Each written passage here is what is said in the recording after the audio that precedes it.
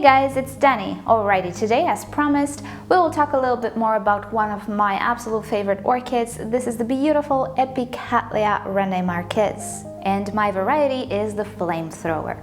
So I've had this orchid for about a year and a little bit now. I can tell you a few basic care tips for it. And even though this is a hybrid, it is not a species, and I don't usually make care videos for specific hybrids, there are a few very iconic orchid hybrids, and I think they do deserve a little video. And one of these hybrids is definitely the flamethrower. Just look at it. So as the name suggests, this orchid is a hybrid between an Epidendrum and a Cattleya. The Epidendrum used is a species, and this is the Epidendrum pseudepidendrum, which looks very similar to this orchid, but it has a bit of a different color scheme. And the other parent is a Cattleya hybrid. It is called Claesiana. In my opinion, the Rene Marques got more of the Epidendrum traits than the Cattleya traits.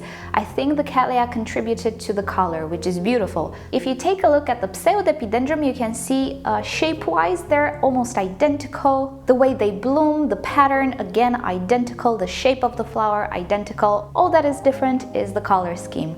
And oh my, what beautiful colors on the Rene Marques. So as you can see, the flowers are a multitude of simply the wildest colors and the boldest colors, I have to say. You know, there are those orchids which do have pretty colors, but they're just a little washed away. Not this orchid. The yellow is a beautiful golden yellow. We have a magenta nose here, pardon the expression. Sepals and petals are a vivid green, and overall the flower is just absolutely fantastic. Very vivid, fleshy, and not at all a tiny flower. And P.S. if you've noticed how bad my sleeve looks like, this is the work of Milo. He likes to chew on my sleeve. He's a great bird, but he has his habits. Back to the Rene Marques, as you can see, the shape is very typical for an Epidendrum. Doesn't necessarily look like a Cattleya, does it? If we consider Cattleyas have these, well, pretty substantial pseudobulbs and then maybe 2 leaves, most of them at the top, 1, 2, or a bit more in the case of complex hybrids. The Epidendrums, however, do have leaves all across their canes. The bottom leaves are lost along the way. That is perfectly normal for this type of Epidendrum. We're not talking about reed stem Epidendrums here. The pseudepidendrum is different. So loss of the bottom foliage is absolutely normal, both for the new canes and for the old canes. This is the old cane. You can see it bloomed last year. It didn't lose any other leaves on the top, but it did lose the bottom ones, and that's normal. Don't worry too much about it. The flower spikes arise from the top, and when I say top, I mean the crown of the canes. So it's not like a dendrobium, which can produce flower spikes on one of the nodes, maybe under the crown. The flower spikes, pretty much like a Cattleya, appear from the top. This is again a trait of the Epidendrum orchids, and particularly the pseudepidendrum. Now, funny thing about the flower spike, one of my viewers said it rebloomed for her from one of these nodes. And then I had a few more viewers saying that this orchid is capable to do so. Since I don't have first-hand experience with that, I cannot guarantee 100% that this is a sequential bloomer or anything, particularly since I don't really see it in articles. But if it happens, I would not be surprised. At least there are people who suggest this orchid can rebloom from an old flower spike. So if it doesn't visually bother you, you can let it on and just see what happens. The color of the leaves is a pretty dark brown, but hopefully you can see we have a lot of red tinges. Again, this is very normal with this orchid, and it comes from the Epidendrum parent. The pseudepidendrum looks exactly the same. I know because I had it and I lost it, but that's okay. So a normal color for the foliage is kind of dark green, not extremely dark, but with these red tinges. They tend to accentuate in bright light, obviously, and also, if you can see here, the canes tend to get a little red as well. Perfectly normal. As long as the leaves are not burned, everything is okay. And speaking about burns, this orchid can get burned, and I do have a little burn in the back here, and I hope you can see this. Now, when you see damage, that's a sign that you should either change the temperature in the environment, either remove the orchid from direct sunshine. But if you see the red, that's perfectly fine. This orchid is not extremely tall. You might know that epidendrums are tall plants. Well, those are the reed stems. This epidendrum doesn't get all that tall. I would say maximum 40 centimeters in height. That's about as much as it goes, so it's not necessarily a very big plant. Also, you can see the canes are not very thick, they're kind of thin. But of course, this orchid can get a little bushy. If you use a holder such as this, you can keep her in place and make sure that she doesn't occupy too much space on the shelf.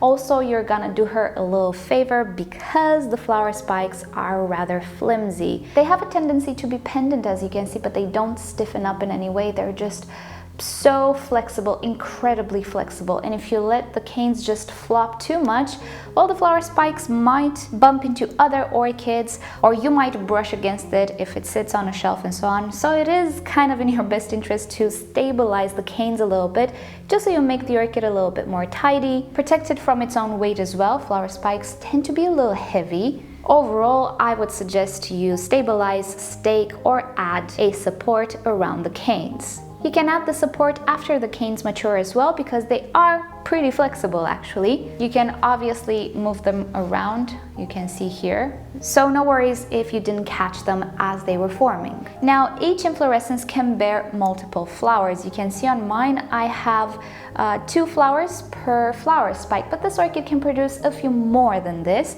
It is very common to have 2 flowers, but you can have up to 4 or 5 if I'm not mistaken. This is how the bud looks like. This is an unopened bud.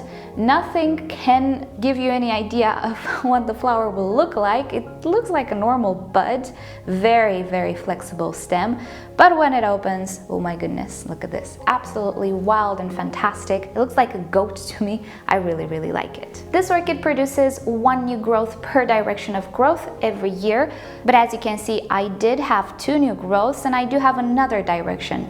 So the idea is that per direction, per rhizome, it only creates 1 growth, and then at the end of the year, not December, but at the end of the growth year, it will produce a flower spike if the cane is mature enough. But you can have multiple directions of growth, infinite directions of growth. Actually, I think I have 4 of them, but they're tiny. When they will mature, they will be able to bloom. This new cane arose from the last year's cane, while this one arose from a different direction which was tinier, and it's just that this year it reached maturity.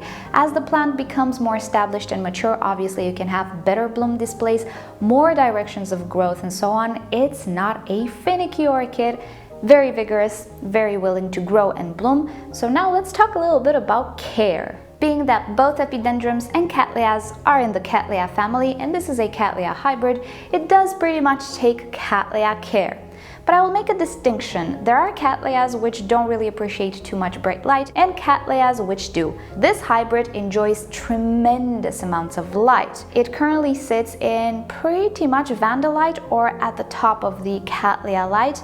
And the reddening that you see is not excessive, really. If it were excessive, everything would be just red, but it's not. It really, really enjoys bright light. This orchid can obviously grow in lower light conditions as well, but blooming might be affected. With these types of epidendrums, the more light you give, the better. But being that they are not finicky orchids, they can grow pretty much intermediate to high light as well. It's just the blooming that might not be showy. So when it comes to light, it really does like light. But everything else pretty much is not a hassle. It likes intermediate to warm conditions. I don't have issues with it growing in the winter time. It actually produces flower spikes, although it's not induced by low temperatures, but it is very tolerant of low temperatures. I never saw it struggle in 15 degrees Celsius. I also never saw it struggle in 30 degrees Celsius either, so it can tolerate the heat very well, because it is practically a warm growing orchid, warm growing hybrid. With that said though, I would keep this orchid into the warmer spectrum. It does grow a little better and of course faster in the warm temperatures. Vegetative growth usually happens in the summer if your growth space is affected by seasons. In the winter time, it doesn't do much except bloom, as you can see. Flower spikes start to form from the top, as I was telling you, and they take 1.5 months, maybe 2 months to bloom. If the temperatures are higher, it can take less than that, but as I was saying, mine usually blooms in the winter time or early spring. So with temperature, I wouldn't worry. With humidity, again, I wouldn't worry. Any orchid does great in higher humidity, of course, but this one is not fussy. My humidity overall is over 50% at any given time, but there are days, particularly in the spring and early summer, when things can get pretty dry. As long as I water the orchid, really she has no issue with that. So with humidity, again, I wouldn't hassle unless you actually have very low humidity and you notice the orchid struggling, not growing very well. You might try to up the humidity then, but if you have over 40%, I wouldn't worry, at least at the beginning. The most important aspect in this orchid's care is water. I don't think she enjoys being dry for way too long, which is weird because Cattleyas are supposed to dry out in between waterings depending on the setup. This one, not so much, and I've experienced this with my pseudepidendrum as well. They don't really enjoy drying out all that much, in the sense that roots are pretty sensitive to drying out and they grow so much faster and just so much better in a more moist environment. How do I know this? It's experience, but I'll try to convey it to you. Root tips are longer and they just grow faster. They don't stop growing the more humid things are. I'm keeping my orchid in semi-hydroponics with a reservoir, never had issues with that. And before this, I think I did have her in my older setup as well, in my Ceramis and Leca, and I moved her because she needed a little bit more water. So I thought semi-hydro would be a little better for her, and indeed it was. She took very well to the move, no drama there. I feel this orchid is thirsty and I wouldn't let it dry out way too much, but this depends on the setup. And just observe the roots and the root tips, if they stop growing or not. I think the best organic mix for this one is a mix of sphagnum moss and bark at the same time, so not just bark, unless your environment is very humid and very cool. With organic medium, it's a little tricky. If you don't want to have headaches, semi-hydroponics works very well for this orchid. If usually semi-hydro works well in your environment, this orchid will love it as well. Bottom line, don't let it dry out way too much, but do offer air to the root system as well. The flowers typically last for more than a month. I think a month and a half to 2 months they lasted for me last year, but it was the first time this orchid bloomed, so maybe more than that. These flowers have been open for 3 weeks already, and I don't experience any color loss or anything of the sorts. It's still super vivid. This one bloomed a few days ago and I have another bud just about to bloom. It's not fragrant, unfortunately, but just look how pretty she is. I absolutely love this orchid. Easy to grow, very suited for home conditions, I would say. As long as you have bright light and you can keep up with watering, everything should be okay with this orchid. And yeah, it just looks very wild. It does take a little bit of time with maintenance and with staking, arranging and keeping her into place because she can go a little bit wild. But if you have the space, if you have the time, she's an absolute joy. Never had issues with it. She's a massive root producer, so consider that when repotting. Sometimes you might have 2 canes and you will think, oh, a small little pot should be enough for this orchid. No, it's not like Dendrobium. This pot right now, I can guarantee, is full of roots. She's a massive root producer. Take this into account. Don't offer too small of a pot. This one doesn't work like that. And pretty much that is it on the Epicattleya Rene Marques. It's not a rare orchid. You can find it in orchid nurseries, online and on location, eBay, and whatever other sources you use. You'll probably not find her in flower shops or garden centers. Maybe depends where you live, but for most of us, she's not available in flower shops. It's more of a collector's type of item, but she's not expensive or rare, and I'm sure at some point or another you will find her for sale. So I hope you've enjoyed this video and you learned something new, and I hope you liked this orchid. It's one of my favorites. Just look at these colors. If she were fragrant, she would have been perfect.